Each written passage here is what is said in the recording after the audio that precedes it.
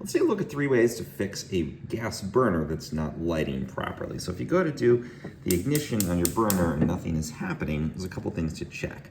Assuming that you haven't used it recently and it's cool to the touch, make sure that the burner cap here is properly positioned. Sometimes these get kind of knocked out of alignment and then the igniter may not work.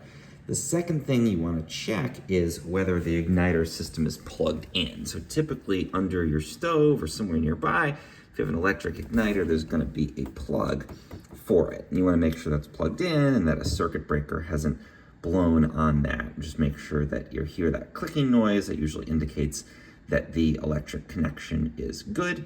But again, if the circuit breaker goes or if a GFCI trips, then you might have to hit the reset button if you have one, unplug that and just check that that socket works. Now the final thing, if this really isn't working and you need to use the burner right away, you can always switch it to the on setting and then light it with a lighter, like a barbecue lighter, like this one. And then you're good to go until you can figure out what the deeper problem is.